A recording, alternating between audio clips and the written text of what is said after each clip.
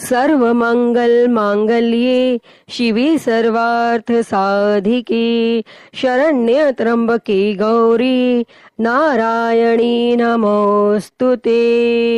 या देवी सर्वभूतेषु मा शक्तिरूपेण संस्थिता नमस्तस्यै नमस्तस्यै नमस्तस्यै नमो नमः। जय माता दी, जय माँ दुर्गा। प्रिय भक्तजनों, आप सभी को माघ मास की गुप्त नवरात्रि की हार्दिक शुभकामनाएं।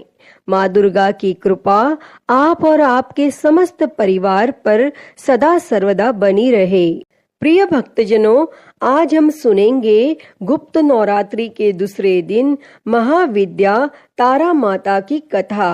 नवरात्रि का व्रत जो कि वर्ष में 4 बार मनाया जाता है, 2 गुप्त नवरात्रि और 2 प्राकट्य नवरात्रि। गुप्त नवरात्रि के व्रत में जो कि 10 महाविद्याओं का पूजन किया जाता है, तो वहीं प्राकट्य नवरात्रि में माता दुर्गा के 9 स्वरूपों का पूजन किया जाता है।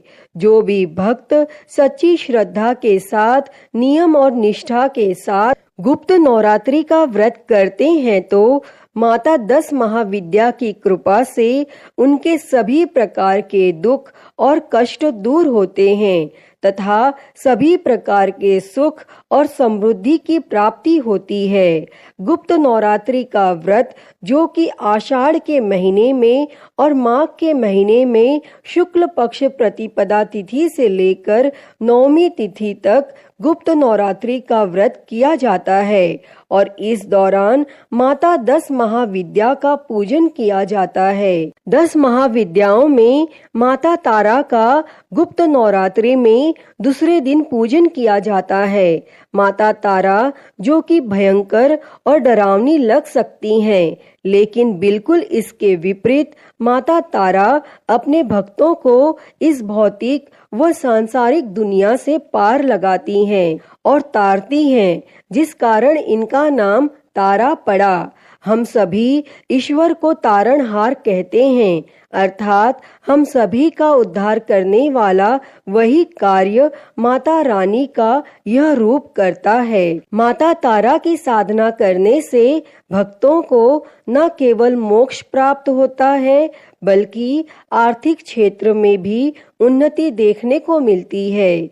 यदि किसी कारणवश आप अपने व्यापार या नौकरी में उन्नति को लेकर संतुष्ट नहीं है, तो निश्चय ही आपको माता तारा की आराधना करनी चाहिए और इससे आर्थिक दृष्टि से प्रगति देखने को मिलती है। तो प्रिय भक्तजनों, आइए अब हम माता तारा से जुड़ी हुई एक पौराणिक कथा को सुनते हैं।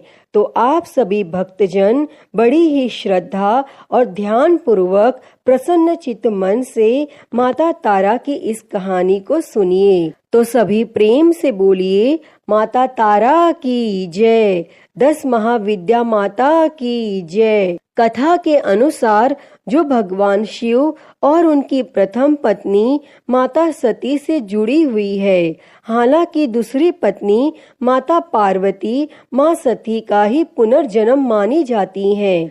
तारा महाविद्या कथा के अनुसार एक बार माता सती के पिता राजा दक्ष ने विशाल यज्ञ का आयोजन करवाया था, क्योंकि राजा दक्ष भगवान शिव से द्वेष भावना रखते थे और अपनी पुत्री सती के द्वारा उनसे विवाह किए जाने के कारण क्रुद्ध थे। इसीलिए उन्होंने उन दोनों को इस यज्ञ में नहीं बुलाया और भगवान शिव जी इस बारे में जानते थे, लेकिन माता सती इस बात से अनभिज्ञ थी। यज्ञ में पहले जब माता सती ने आकाश मार्ग से सभी देवताओं व ऋषि मुनियों को उस ओर जाते देखा, तो अपने पति भगवान शिव जी से इसका कारण पूछा। तब भगवान शिव जी ने माता सती को सब सत्य बता दिया और निमंत्रण न होने की बात भी कही। लेकिन माता सती ने भगवान शिव जी से यह कहा कि एक पुत्री को अपने पिता के यज्ञ में जाने के लिए निमंत्रण की आवश्यकता नहीं होती है और माता सती अकेले ही यज्ञ में जाना चाहती थीं। इसके लिए उन्होंने अपने पति भगवान शिव जी से अनुमति मांगी, किंतु उन्होंने मना कर दिया। लेकिन माता सती के द्वारा बार बार आग्रह करने पर भी भगवान शिव नहीं माने, तो माता सती को क्रोध आ गया और तब उन्होंने भगवान शिव जी को अपनी महत्ता दिखाने का निर्णय लिया। और तब माता सती ने भगवान शिव जी को अपने 10 रूपों के दर्शन दिए, जिनमें से दूसरी देवी जो कि माता तारा थीं। माता रानी के यही 10 रूप 10 महाविद्या कहलाएं और अन्य 9 रूपों में क्रमशः माता काली, माता तारा, माता त्रिपुर सुंदरी, माता भुवनेश्वरी, माता भैरवी, माता छिन्नमस्ता, माता धूमावती, माता बगलामुखी, माता मातंगी और माता कमला आती हैं। माँ काली व माँ तारा के रूप में कई समानताएं हैं, लेकिन कुछ चीजें हैं जो दोनों को अलग रूप से प्रदान करती हैं। माँ तारा का वर्ण नीला है, जिस कारण इनका एक नाम जो कि नील सरस्वती भी है।